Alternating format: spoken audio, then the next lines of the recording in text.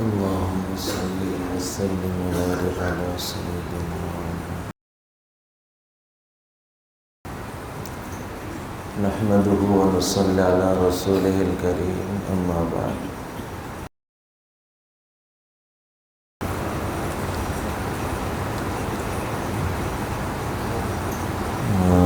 হুজুর, আপনি কি কাউকে খিলাফত দিতে পারবেন? কেন তোমার খলিফা হওয়ার খুব শখ? যে খলিফা হওয়ার জন্য আসে তার ইসলাহ হয় না, যে খলিফা হওয়ার নিয়তে আত্মশুদ্ধির মেহনতে আসে তার আত্মার পরিশুদ্ধি হয় না। কারণ সে তো নিজের ইসলাহ করার ফিকির করে না, অন্যের ইসলাহের ফিকির করে। এখানে আমাদের আশা কি অন্যকে নিয়ে ভাবার জন্য না নিজেকে নিয়ে ভাবার জন্য? আজকে সারা দুনিয়া অন্যকে নিয়ে ভাবতে ভাবতে নিজের ভাবনা ভুলে গেছে।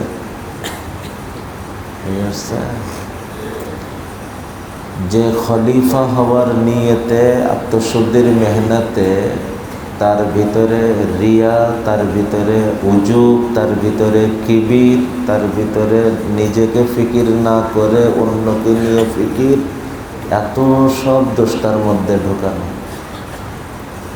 আমাদের মেহনতে আসার উদ্দেশ্য, জীবনের উদ্দেশ্য আল্লাহর সন্তুষ্টি পেয়ে যাওয়া। পৃথিবীর কেউ আমাকে চিনল না,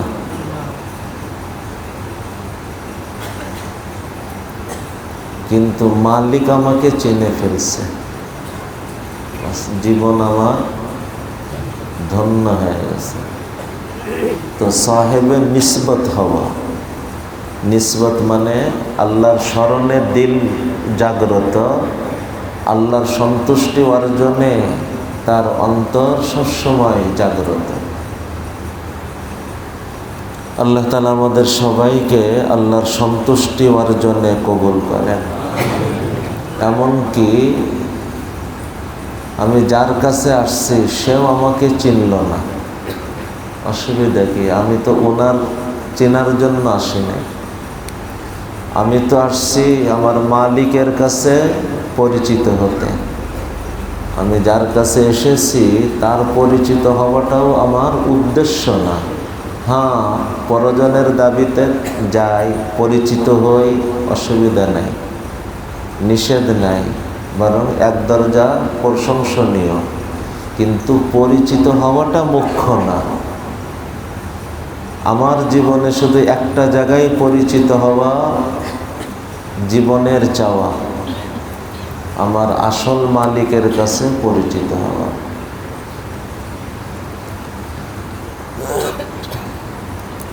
মোহতারাম শায়েখ, জানার বিষয় হচ্ছে তাসাউফের চারো তরিকার সিলসিলা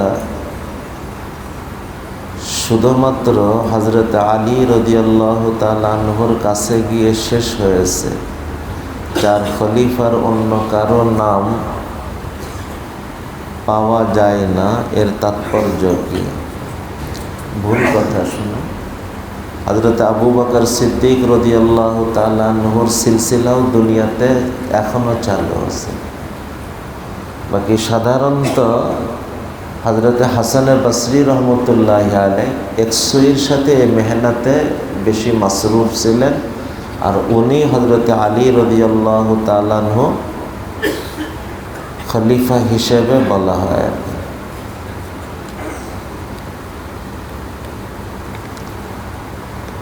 দুনিয়াতে হযরত সিদ্দিক আকবর রাদিয়াল্লাহু তাআলা আনহুর থেকে এই তাসাউফের মেহনতের সিলসিলা এবং হযরত আলী রাদিয়াল্লাহু তাআলা আনহুর থেকে এই সিলসিলা, এই দুটো সিলসিলায় বেশি মারুফ।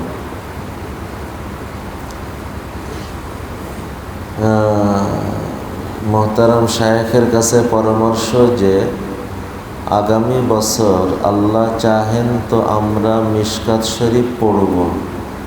তো আমরা কিভাবে হাদিসের হক আদায় করে পড়তে পারি এবং তার নূর অর্জন করতে পারি জানালে অনেক উপকৃত হতাম। আল্লাহু আকবার কবীরা। খুব ভালো। মিশকাতের ভিতর দিয়েই বলা যায় হাদিসের সাথে নিয়মতান্ত্রিক সম্পর্ক সারা বছর। এই বছর কয়েকটা কথা বিশেষভাবে খেয়াল রাখা। এক হইতেছে হাদিসের একটা ক্লাসও বিনা ওযুতে না হয়। হাদিসের প্রতিটি ক্লাস বা ওযু হওয়া উচিত। এটা ফরজ না, ওয়াজিবও না, সুন্নাতও না, আদব এবং বরকতের কারণ। শাইখুল হাদিস হযরত মাওলানা জাকারিয়া রহমতুল্লাহি আলাইহ উনি এক ঘটনা লিখছেন। উনি এবং ওনার এক সাথী দুইজন মিলে পরামর্শ করতেছে দাওরার বছর, যখন রাত দিন সবসময় ক্লাস আর ক্লাস। কাছে আমার ইচ্ছা আমাদের একটা ক্লাসও কামাই দিব না, উস্তাদ থেকে একটা হাদিসের আলোচনাও বাদ যেতে দিব না, আবার কোনো হাদিস ওযু ছাড়াও পড়ব না। এখন আখের মানুষ ওযুর পর্যন্ত হতেই থাকে। এখন কি করা যায়? দুই সাথী পরামর্শ করছে যে যদি কখনো আমার ওযুর প্রয়োজন হয় আমি তোমাকে ইশারা দিয়ে আমি বাহিরে যাব, আমি আসা পর্যন্ত বিভিন্ন প্রশ্নের মধ্যে তুমি হুজুরকে আটকায় রাখবা। হুজুর বুঝবে যে প্রশ্ন চলতেছে, উত্তর দিতে হবে, আর আমার আসা পর্যন্ত হুজুরকে প্রশ্নের মধ্যে ব্যস্ত রাখবা। আর তুমি যদি ওযুর প্রয়োজন মনে করো তুমিও যাবা, আমাকে ইশারা দিয়ে যাবা, আমিও হুজুরকে বিভিন্ন প্রশ্নের মধ্যে ব্যস্ত রাখবো তুমি আসা পর্যন্ত।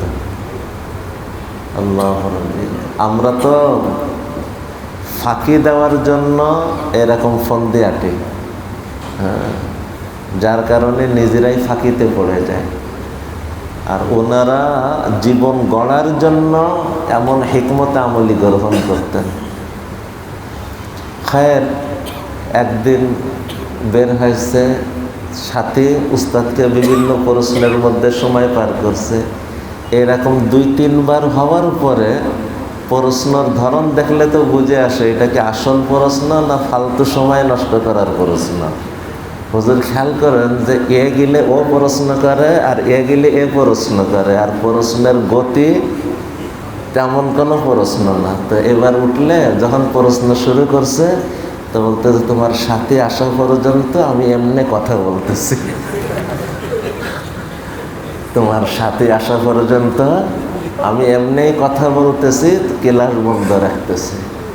এটা হইতেছে বান্দা যখন দিল থেকে ভালো নিয়ত করে তো আল্লাহর সাহায্য আসে।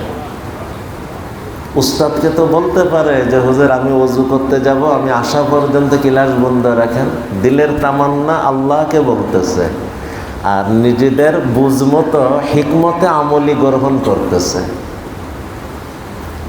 আল্লাহ উস্তাদের দিলের মধ্যেও দিয়ে দিছে যে এরা এই করতেছে। তো যেই প্রশ্ন শুরু করছে বলতেছে প্রশ্ন করার প্রয়োজন নাই, তোমার সাথে ওযু করে আসা পর্যন্ত আমি অন্য আলোচনায় থাকতেছে। আল্লাহু আকবার কাবীরা। তো বা ওযু এমনি বা ওযু সবসময় প্রতিটি মানুষ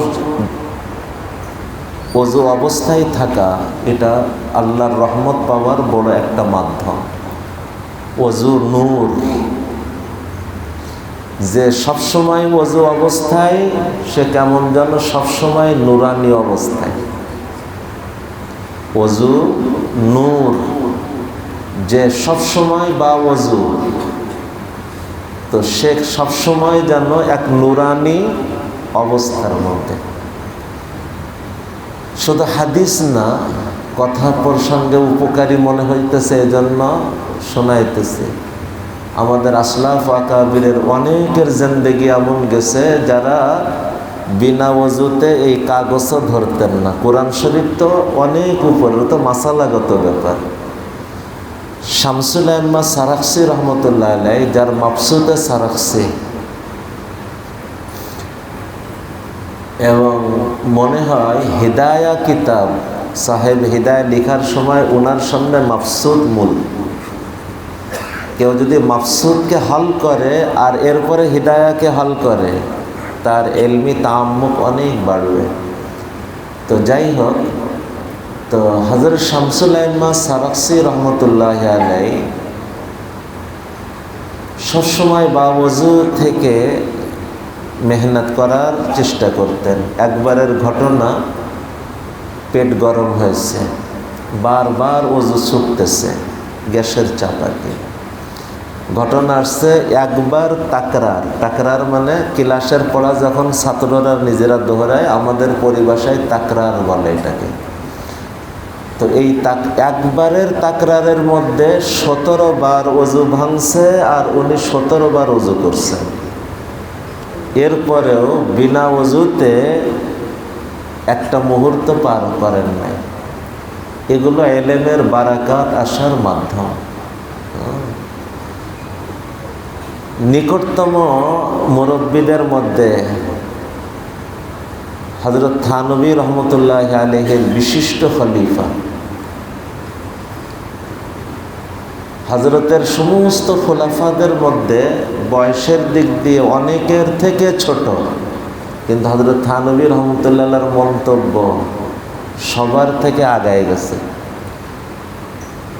হযরত থানভী বলতেন দুইজনের ব্যাপারে, ঈসা আর মাসিহ, ঈসা ইলাহাবাদী আর মাসিহুল্লাহ খান সাহেব জালালাবাদী, ঈসা और मसीह ये दोनों आगे बढ़ गए।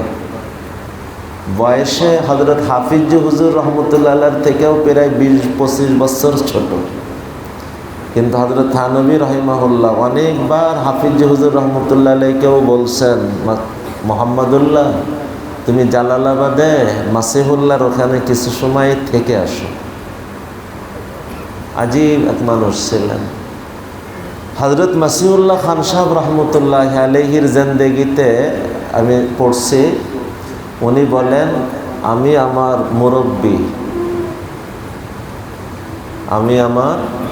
মুরব্বী হযরত থানভী রহমতুল্লাহর চেহারার দিকে কোনোদিন বিনা ওযুতে তাকাইনি। এ কি মাসালা বললে এটা অন্যায়। এটা কোনো মাসআলা না, এটা ফরজ না, ওয়াজিব না, সুন্নাত না, মুস্তাহাব না, আদব। আর এ ময়দান বড় ব্যাপক। আদব কপাল খোলে, আদব কপাল খোলে। আজকেরা মানুষের জ্ঞান বাড়তেছে আর আদব কমতেছে, যার কারণে নলেজ তো অনেক রাখে, কিন্তু ওই নলেজে কোনো বরকত নেই।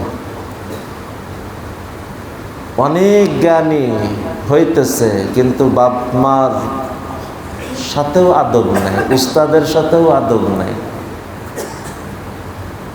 আমাদের এই নলেজ ক্ষতিকারক নলেজ হইতেছে, যে নলেজ সম্পর্কে হাদিসে নবীজি আল্লাহর কাছে পানাহ চাইছেন।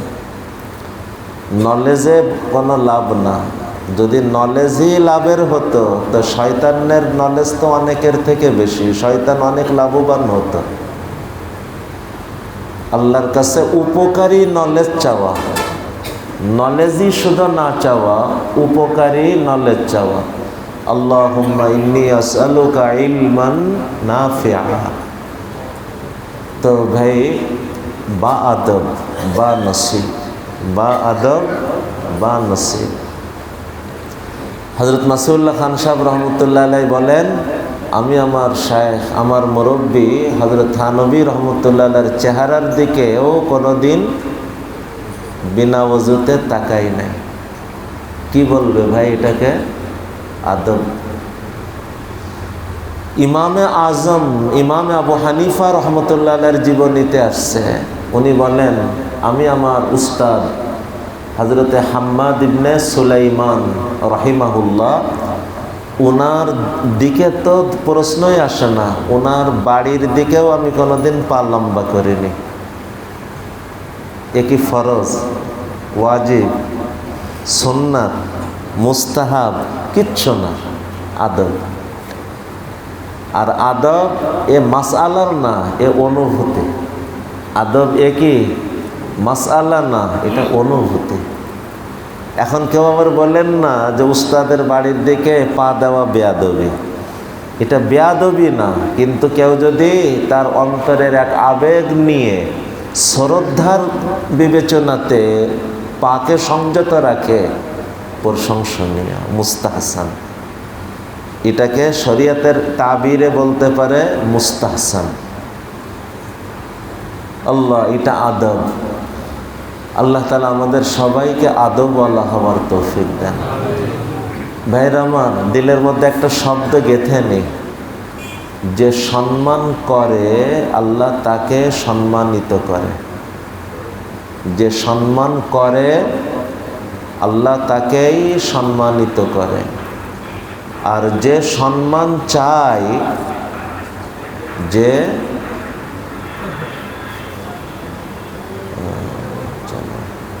যে সম্মান চায় আল্লাহ তাকে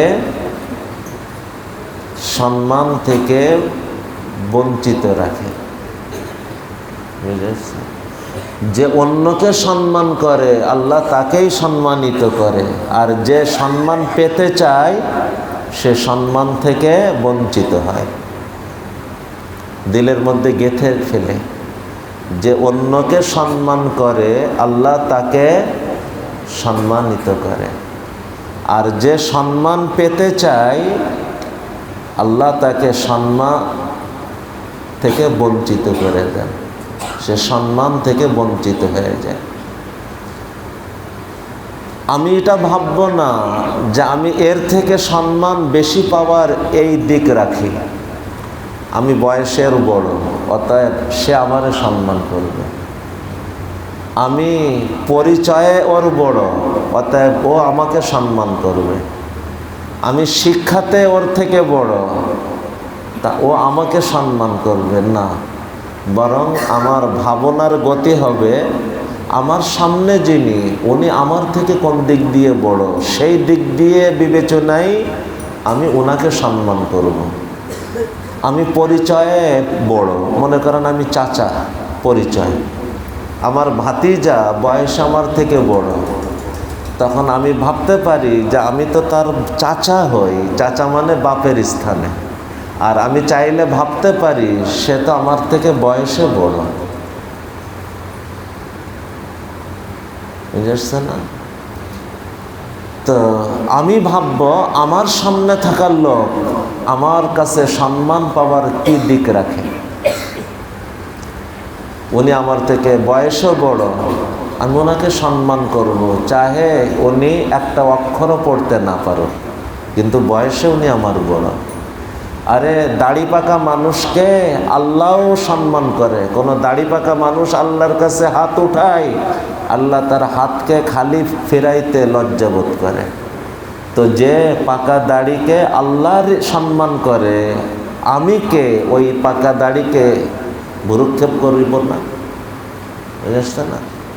তো আমি কোন দিক দিয়ে সম্মানিত এটা না ভেবে আমার সামনে থাকার লোক কোন দিক দিয়ে সম্মান পাওয়ার এটাকে ভাবা। আল্লাহ তাআলা আমাদের সবাইকে বা আদব হওয়ার তৌফিক দেন।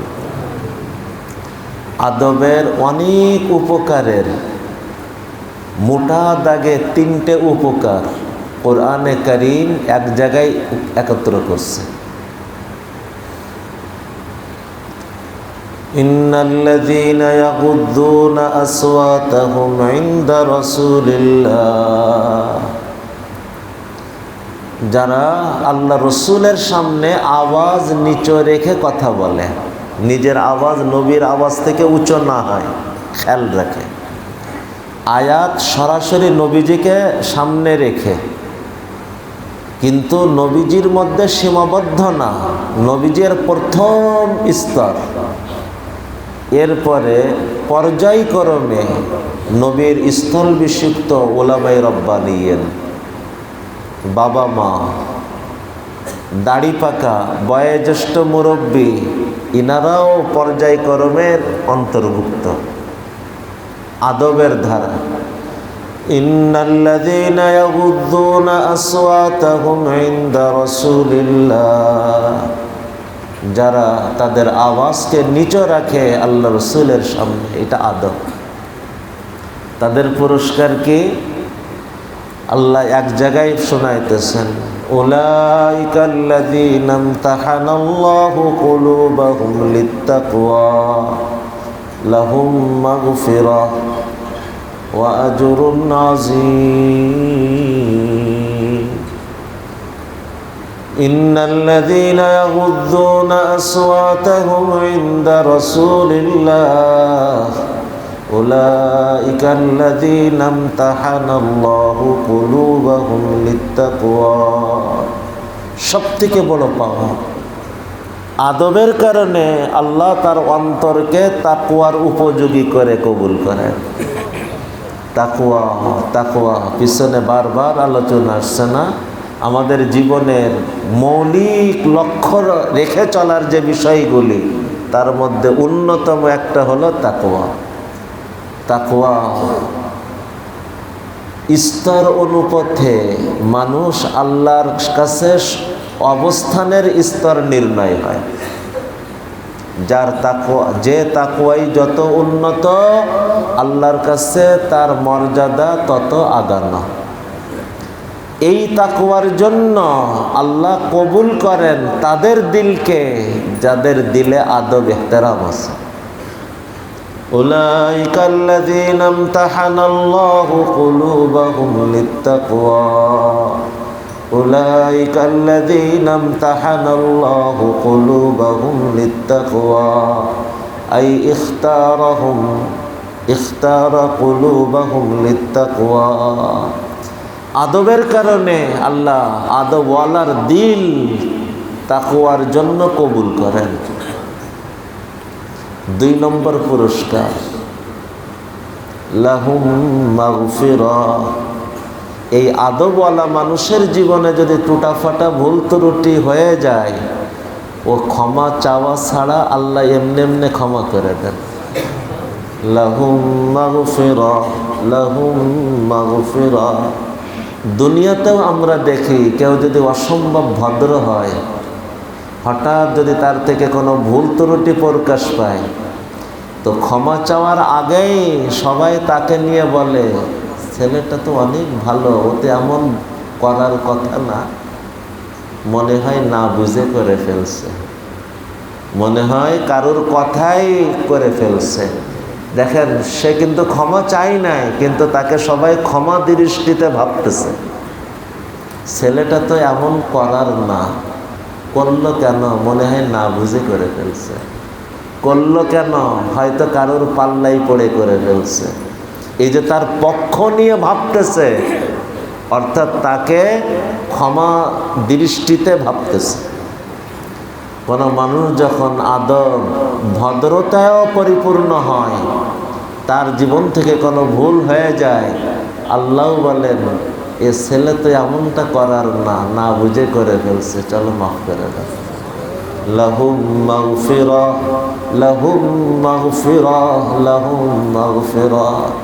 3 নম্বর পুরস্কার, ওয়া আজরুন আযীম, ওয়া আজরুন আযীম।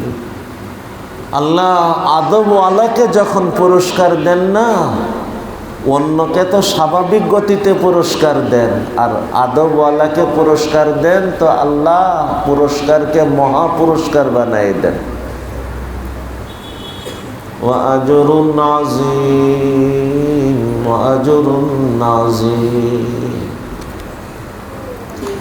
দুনিয়াতেও কেউ যদি অসম্ভব ভদ্র হয়, তো তাকে দেওয়ার সময় মন চায় একে একটু বাড়াই দিই। যার হাতে বন্টন তাকে বলাও হয় এর একটু বাড়াই দাও। যে আদব ভদ্রতাই পরিপূর্ণ হয়, আল্লাহও নেকি দেওয়ার সময় বলেন এর একটু বাড়াই দাও। ওয়া আজরুন আযীম, ওয়া আজরুন আযীম। ভাইরা আমার, সবাই নিয়ত করি আমরা সবাই আদবওয়ালা মানুষ হব ইনশাআল্লাহ। জীবনের বিশেষ যে গুণগুলি আমাকে লক্ষ্য রেখে চলা উচিত তার মধ্যে আদব অন্যতম। আরবিতে একটা প্রবাদ আছে, অতি বাস্তব প্রবাদ, মান ওয়াসালা ওয়াসালা বিল আদাবি ওয়ামান হারুমা হারুমা বিতারকিল আদাবি। যেই আল্লাহ পর্যন্ত পৌঁছেছে তলাশ করে দেখো, জীবনে কোনো আদবের কারণেই আল্লাহ তাকে গন্তব্যে পৌঁছাইছে। আর যে বঞ্চিত হয়েছে তলাশ করে দেখো, তার জীবনে কোনো বেয়াদবির কারণে বঞ্চিত হয়েছে। মান ওয়াসালা ওয়াসালা বিল আদাবি ওয়া মান হারুমা হারুমা বিতারকিল আদাবি। যেই আল্লাহ পর্যন্ত পৌঁছেছে আদবের কারণেই পৌঁছেছে, আর যে আল্লাহর দরবার থেকে বঞ্চিত হয়েছে তলাশ করে দেখো কোনো আদব ছাড়ার কারণেই বঞ্চিত হয়েছে। আমরা তো ক্ষুদ্র এই জীবন, এখন তো মনে হয় বলতে পারি অভিজ্ঞতারও জীবন, কারণ 40 থেকে অভিজ্ঞতা বলে মানুষ, আমাদের তো 50+ চলতেছে। তো এই জন্য এখন আমরা তো অভিজ্ঞতা বলতে পারি।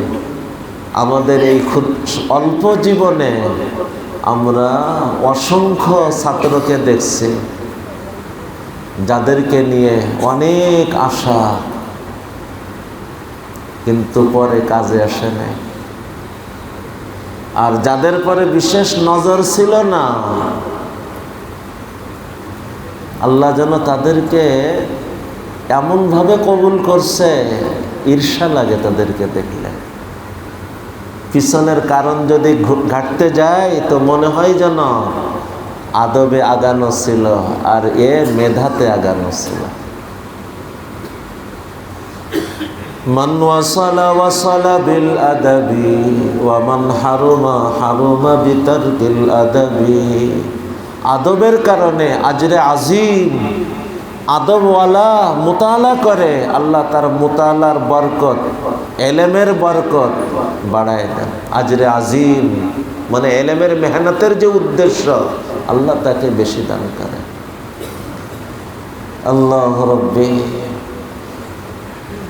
চলো, এর থেকে বেশি এই আলোচনা আসলে খুব মন চায় এর মধ্যেই লম্বা সময় কথা বলে, কিন্তু প্রশ্নর স্তূপ জমা করে ফেলছে। তো প্রশ্ন আসছে মিশকাতের বছর কিভাবে পড়বে, নুরানিয়ত আসবে কেমনে, এই প্রশ্ন তো এই জন্য।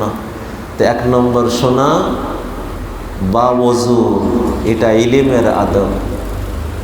বা ওযু ক্লাস করো।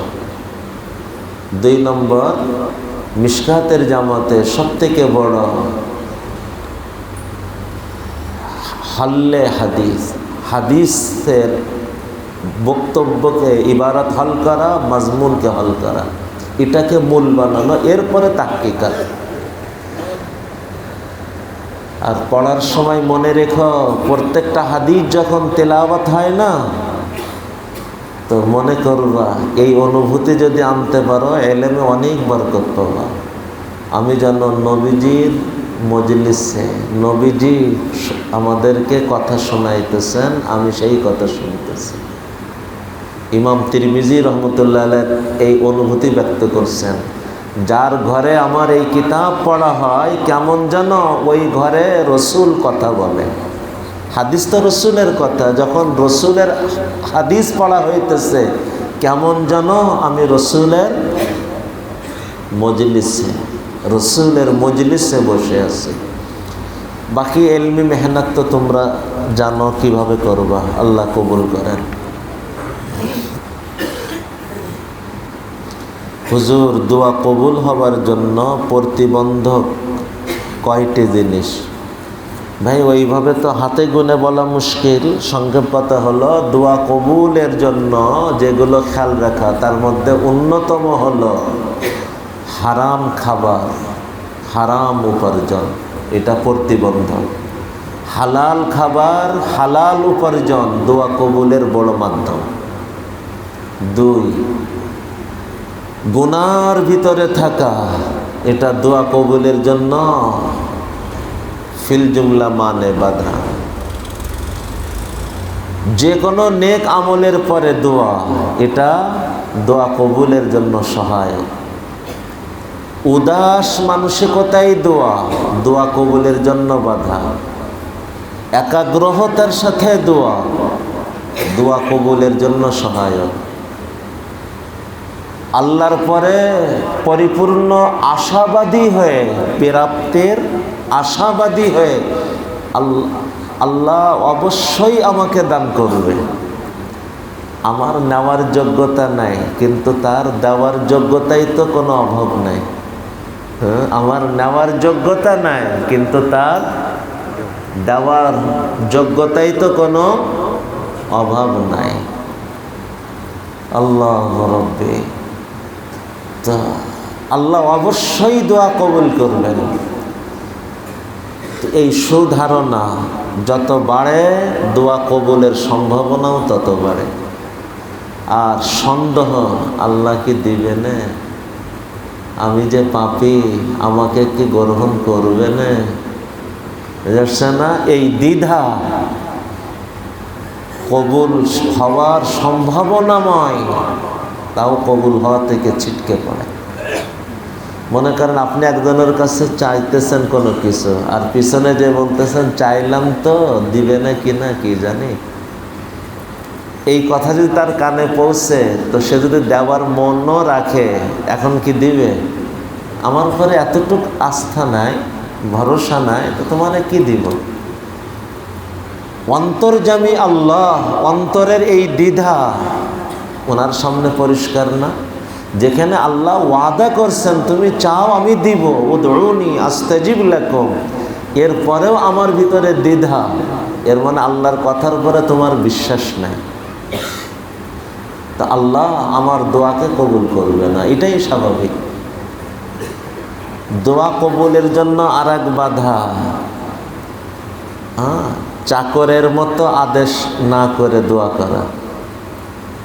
আমাদের হযরত আল্লাহ পালনপুরি রহমতুল্লাহ আলাইহি বলতেন, আমরা যে দোয়া করি, আমাদের দোয়া তো চায়ের অর্ডার দেওয়ার মতন। আল্লাহ আমারে মাফ করে দাও, আল্লাহ আমাকে এই দাও, আল্লাহ আমাকে ওই দাও। আল্লাহকে আমার আপনার চাকর। আমার আওয়াজ, আমার ভঙ্গিমা, আমার মনোভাব, আমার সব কিছুতে আমি যে আল্লাহর কাছে ঠেকা, আল্লাহ ছাড়া আমার কোনো উপায় নাই, এই ভাব আমার আওয়াজে, আমার ভঙ্গিমাতে, আমার মন মানসিকতাতে যত বেশি প্রকাশ পাবে, দোয়া কবুলের সম্ভাবনা তত বাড়বে। এই সবগুলোর দিকে খেয়াল রেখে দোয়া করা, আল্লাহ তাআলা কবুল করেন। হুজুর, মনে চাই মোনাজাতে মধ্যে মন ভরে কান্না করতে, কিন্তু কান্না আসে। এখন কি করলে মন ভরে কিন্তু কান্না আসে? মাশাআল্লাহ, ভালো কথা। এখন কি করলে মন ভরে কান্না আসবে? তোমার তো কান্না আসে, তাহলে আবার জিগাইতেছ কেন? সোনারে, কান্না আসলে শুকর আদায় করে কান্না করো, আর কান্না না আসলে কান্নার রূপ ধরো। এই কান্নার রূপ একদিন আমাকে আসল কান্নার মানুষ বানাই দেবে। সিদ্দিক আকবর রাদিয়াল্লাহু তাআলা আনহু এটাই পরামর্শ দিয়েছে। হুজুর, কেন জানি ভালো লাগে না, এবং ভালো না লাগাটা আমার পীড়াই হয়ে থাকে। হুজুর, এখন আমার ভালো লাগার জন্য কি করা উচিত? বিস্তারিত বললে খুবই উপকৃত হতাম। তুমি যদি ভালো লাগার জন্য আমল করো, তাহলে তুমি তো টার্গেট নির্ধারণ করতেই ভুল করে ফেলছো। ভালো লাগার জন্য আমল করবে না আল্লাহরে পাওয়ার জন্য আমল করবে? আল্লাহ মাঝে মাঝে আমলের মধ্যে ভালো লাগাটা উঠায় রাখেন, এই পরীক্ষা নেওয়ার জন্য। বান্দা, তুমি কি ভালো লাগার জন্য আমল করো, না আমি আল্লাহরে পাওয়ার জন্য আমল করো? যে ভালো না লাগা অবস্থায়ও আমলকে সমান গতিতে ধরে রাখে, সে প্রমাণ করল আমি ভালো লাগার জন্য না, আল্লাহকে পাওয়ার জন্য আমল করি। বুঝে আসছে? 2 নম্বর, হযরত হারদুই রহমতুল্লাহি আলাইহি চমৎকার একটা উদাহরণ শোনাইতেন। বলছে, আপনি 2 জন লোক কাজে নিছেন, সকাল 8টা থেকে 2টা পর্যন্ত কাজ করবে, 500 টাকা মজুরি দেওয়া হবে। 2টার সময় এসে, আচ্ছা, 2 জনের একজন কাজে খুব মজা পাইতেছে, মজার সাথে কাজ করে উঠছে। 2য় জন কাজে মনে হয় যেন দম বন্ধ হয়ে আসতেছে, কিন্তু কষ্ট করে মনের বিরুদ্ধে কাজে কোনো ত্রুটি না রেখে কাজ সুন্দরভাবে শেষ করে উঠছে। আপনি বিকালে যখন মজুরি দিবেন কম বেশ করবেন নাকি দনোজনকে সমান দিবেন? দনোজনকে সমান দিবেন না কেন? কাজে তো কেউ ত্রুটি করে নাই। তদরূপ একজন নামাজে খুব মজা পাইতেছে, মজার সাথে নামাজ পড়ে উঠছে, আল্লাহ তাকেও যেমন নেকি দিবেন। আর একজন নামাজে মনে হয় দম বন্ধ হয়ে আসতেছে, কিন্তু মনের বিরুদ্ধে কষ্ট মুজাহাদা করে নামাজ সুন্দরভাবে শেষ করে উঠছে, আল্লাহ তাকেও সমান নেকি দিবেন। বরং 3 নম্বর আসেন, মানুষ স্বার্থপর, ও নিজের কাজ দেখছে, কাজে যেহেতু দনোজন সমান, কার মজা লাগছে আর কার কষ্ট হয়েছে এটা বিবেচনায় আনে নাই। কাজ সমান হয়েছে, দনোজনকে মজুরি সমান দিছে। কিন্তু আল্লাহ কি স্বার্থপর না আপনার আমার প্রতিটি কাজের মূল্যায়নকারী? আল্লাহ কি শুধু মূল্যায়নকারী না অসম্ভব মূল্যায়নকারী? অসম্ভব মূল্যায়নকারী। আল্লাহর নাম শাকুর না? শাকির মানে মূল্যায়নকারী, আর শাকুর মানে অনেক মূল্যায়নকারী, অসম্ভব মূল্যায়নকারী। তো আল্লাহ যেহেতু শাকির এবং শাকুর, তো আল্লাহ একে নামাজ পড়ার নেকিও দিবে, আর মনের বিরুদ্ধে এই কষ্ট মুজাহাদার নেকিও বাড়তে দিবে। অতএব কোনো পারিশানির কোনো কারণ আছে? মুমিনের কোনো পারিশানি নাই, কোনো ব্যর্থতা নাই। আজাবান লি আমরিল মুমিন, মুমিনের অবস্থা তো বড় আশ্চর্যজনক। এর সব অবস্থাই ওর জন্য উপকারী, কল্যাণের। তার পক্ষে শুকর আদায় করে, তার জন্য জান্নাত। পরিবেশ তার বিপক্ষে ধৈর্য ধরে চলে, বিনিময় জান্নাত তার প্রাপ্তি। আল্লাহ কবুল করেন।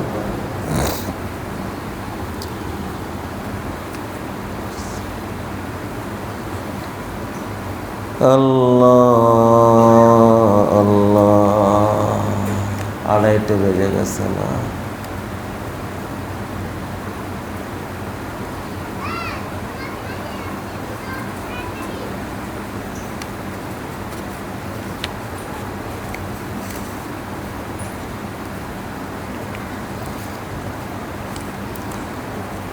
আল্লাহ রব্বি। ছোট্ট কয়েকটা জরুরি এলান খেয়াল করে। 1 নম্বর, পিছনে প্রত্যেক বছর মানে আমি আপনাদের সাথে 3 বার বসতাম, দুপুরে, বিকালে, ঈশার পর, তারাবির পরে। তো এই বছর তো 1 বার, কখনো 2 বার বসা হচ্ছে।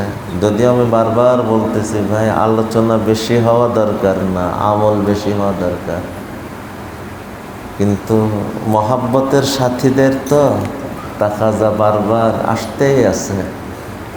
আমি চিন্তা করলাম, যদিও আমার দিল চাইতেছে আলোচনা কম হোক, আমলের মধ্যে সময় বেশি লাগুক, কিন্তু মহাব্বতের সাথীদের দাবিরও তো একটা হক আছে।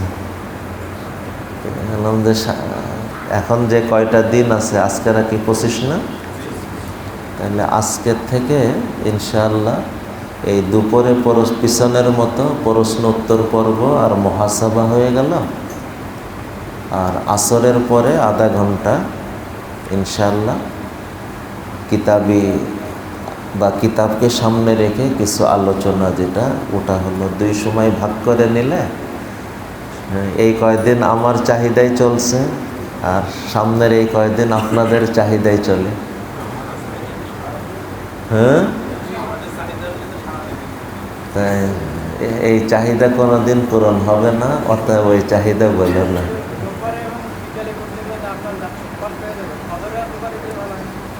ফজরে আর দুপুরে ভালো হয়, কিন্তু শোনা 2 নম্বরটা বলি তাহলে এটা উত্তর হয়ে যাবে। আমার 2004 সাল থেকে গত বছর আগ পর্যন্ত আমি কোনো দিন সুন্নাতে এতেকাফ বাদ দিইনি। গত বছর আর এই বছর আমার সুন্নাতে এতেকাফ বাদ দেওয়া, এবং আমি স্বাভাবিক মজলিসে শরীক হইতেছে। এর পিছনে বড় কারণ 2টা। আমার এই দিনই মেহনত 2 নম্বরে, আমার কাছে আমানত মাদ্রাসা এটা 1 নম্বরে।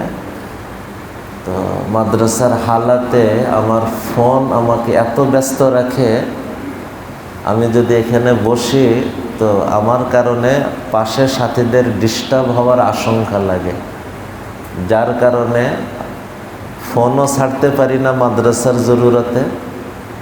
আর আমি সাথীদের কষ্টের কারণ হোক এটাও মন চায় না।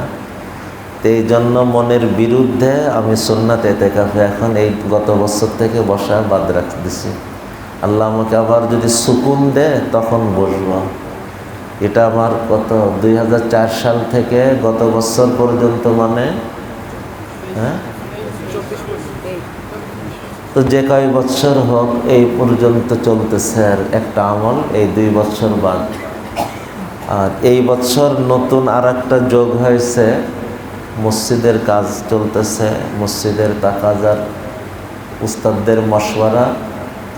আমি মহল্লাতে কিছু সময়, যেহেতু মাদ্রাসার প্রতিবেশী তারা, একটু সময় ফজরের পরে যে 1 ঘন্টা সময় এখানে দিতাম, এখন এই 1 ঘন্টা মাদ্রাসার মহল্লায় এক মসজিদে সময় দিই। হ্যাঁ, তো এটা যেহেতু মাদ্রাসার সিদ্ধান্ত, তো এটা আমার আগে মানা জরুরি। আবেগ এখানে, হুশ মাদ্রাসার সাথে, বুঝেছ না? এই জন্য ফজরে এখানে আমি শরীক হওয়া সম্ভব হবে না, ফজরে শরীক হওয়া সম্ভব হবে না। ফজর নিয়মিত এলাকার জন্য রাখতে হবে, আর এলাকায়ও তো আমার সময় দেওয়া হয় কম। মাদ্রাসার এলাকার প্রতিবেশী হিসেবে হক আছে না? তো এই জন্য বাকি আমি স্থায়ীভাবে ভাবতেছি এলাকার জন্য এই সময়টা কোন সময় দিব। ফজরই বেস্ট মনে হয়। মানুষ ফজরে আর তারাবিতে 2 সময় পাওয়া যায়।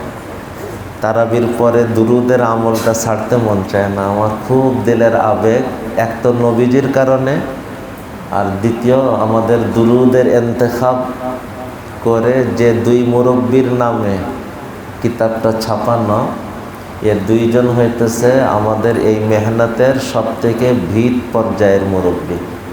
একজন তো আব্বাজান রহমতুল্লাহ আলাইহ, আর দ্বিতীয় জন হজরত মুফতি সাঈদ আহমদ পালনপুরি রহমতুল্লাহ আলাইহ। তো মন চাই যে আমার এই 2 মুরব্বীর উদ্দেশ্যে এই আমল যখন হয়, আমাদের নিজেদেরও ফায়দা, মুরব্বীদেরও ফায়দা হবে। এই জন্য এই সময়টা থাকতে খুব আমার নিজের আগ্রহ, আবেগ আর কি। তা আসরের পরে আধা ঘন্টা হলো, এরপরে আপনারা মোনাজাতে মাকবুলের আমলটা করেন, ঠিক আছে ইনশাআল্লাহ। সময় তার কয়দিন, তাহলে 3টে এলান হয়ে গেল। আল্লাহ তাআলা কবুল করেন, আল্লাহ কবুল করেন। আল্লাহ, সংক্ষেপে একটু মুহাসাবা সেরে নে। মোবাইল ব্যবহার নিষেধ ছিল,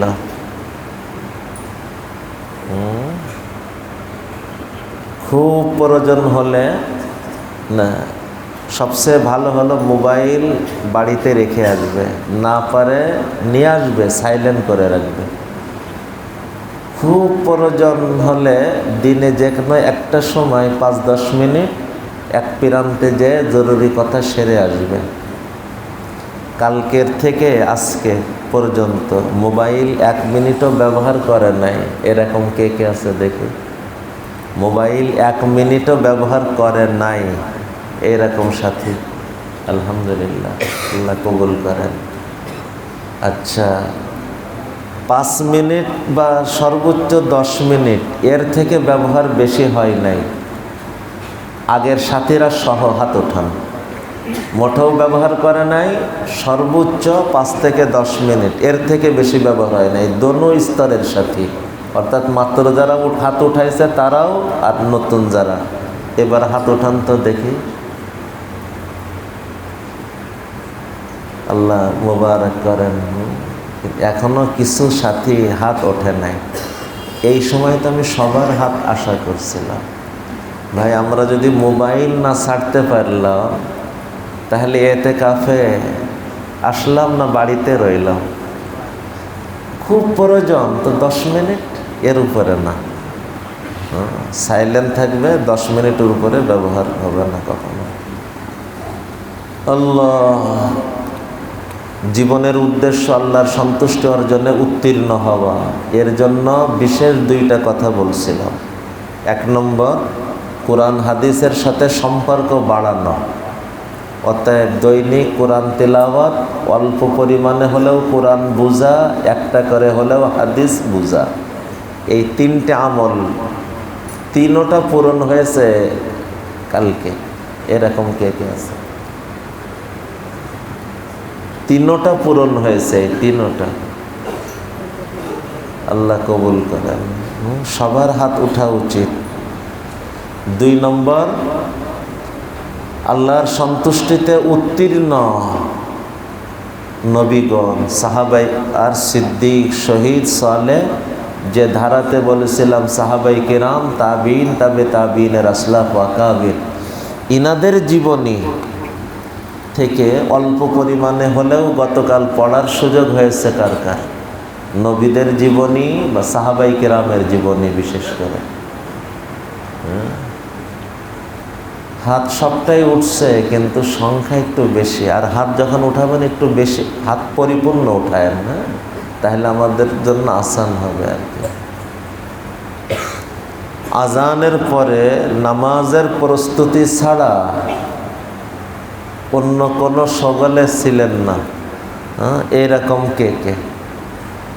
আজান হয়েছে, নামাজের প্রস্তুতি নিয়েই কাতারবন্দি, তিলাওয়াত, নামাজ, দোয়া, তাসবিহাতের মধ্যে। মাশাআল্লাহ, এটা ভালো, আল্লাহ কবুল করেন। যতবার ওযু করছি ততবার মিসওয়াক ব্যবহার করছি, এরকম কে কে আছে? যতবার ওযু ততবারই মিসওয়াক ব্যবহার হয়েছে। মাশাআল্লাহ, আল্লাহ কবুল করেন।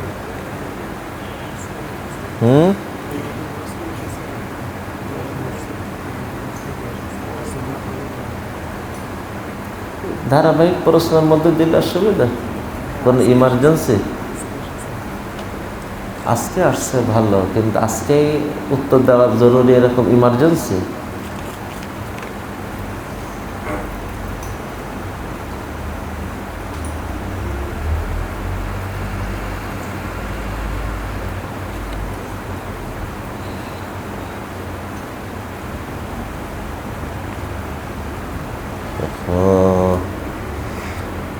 আমি গ্রামের মসজিদে এতেকাফে ছিলাম, কিন্তু কিছু সমস্যার কারণে আজকে ওখান থেকে এখানে এসেছি। আমার প্রশ্ন হচ্ছে, আমার কি সুন্নাত এতেকাফ হবে কি না? আপনি যদি সুন্নাত এতেকাফার নিয়তে ঢুকে থাকেন তাহলে তো আপনি আশায় এতেকাফ নষ্ট করে ফেলছেন। এলাকার এক আলেম বলেছিল সমস্যা নাই, এই জন্য এখান থেকে এখানে চলে এসেছে।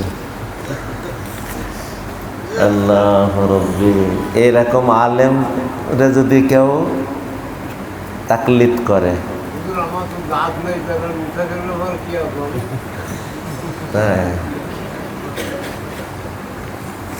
দাঁত নাই, দাঁতের মাড়ি আছে না উপরের অংশরে, কি বলে? তো ওইটাও পরিষ্কার করবেন, জিহ্বাতে ব্যবহার করবেন, তালুতে ব্যবহার করবেন। মিসওয়াক শুধু দাঁতের জন্য না, মিসওয়াক দাঁতে, জিহ্বাতে, তালুতে। হাদিসে আসছে নবীজি মিসওয়াক নিয়ে শেষে গলার কাছে নিয়ে যেতেন। এই গলার কাছে নিলে দেখবেন একটা বমি বমি ভাব আসে। এইটা মেধার জন্য খুব উপকারী। অর্থাৎ ওই যে মানে তরল কফ জাতীয় যেটা, এটা মেধার সামনে একটা বাধা। আর ওইটা যত কমে মেধা তত কাজ বেশি করে। হ্যাঁ, রোজা অবস্থায় করতে বলতেছে না, ফি নফসিহিস, এটা মিসওয়াকের একটা আমল। ওখানে পানি না নেওয়া, কিন্তু মিসওয়াক আস্তে করে ওখানে নিয়ে ভাব আসলে, বমি আসার আশঙ্কা যদি না থাকে, তাহলে হালকাভাবে নিলে ওই হালকা তরল কফটা বেরোয় আসবে। এটা শরীরের জন্য, মেধার জন্য ভালো আর কি। এখন করণীয় হলো, আপনি কাজা আদায়ের নিয়েতে একদিন এতেকাফ করলেই তো হয়ে যাইতেছে। কাজা আদায়ের নিয়েতে একদিন আদায় করেন আর কি। আর কি কারণে আপনি এতেকাফ ছাড়ছেন তো জানি না। হ্যাঁ, আল্লাহর কাছে ক্ষমা চেয়ে নেন। আর এখন এসে পড়ছেন, থাকেন, বাকি ওই কাজার নিয়ত করে নেন। সুবহানাল্লাহি ওয়া বিহামদিহি, সুবহানাকাল্লাহুম্মা ওয়া বিহামদিকা, আশহাদু আল্লা ইলাহা ইল্লা আনতা, আস্তাগফিরুকা ওয়া আতুবু ইলাইক। সময়কে খুব কাজে লাগা। আর মাত্র কয়টা দিন, হয়তো 4টা দিন, 5টা দিন। আল্লাহ আমাদের সময়কে কবুল করে। এই কয়টা দিন বিশেষভাবে দোয়ার মধ্যে কয়েকটা দোয়া বাদ না যায়। 1 নম্বর, আল্লাহর সন্তুষ্টি প্রার্থনা। 2, আল্লাহ আমাকে নবীজির সাজে সাজায় দেন, এই প্রার্থনা। আল্লাহ কবুল করেন। সুবহানাল্লাহি ওয়া বিহামদিহি, সুবহানাল্লাহি ওয়া বিহামদিহি, আশহাদু আল্লা ইলাহা ইল্লাল্লাহ, আস্তাগফিরুকা।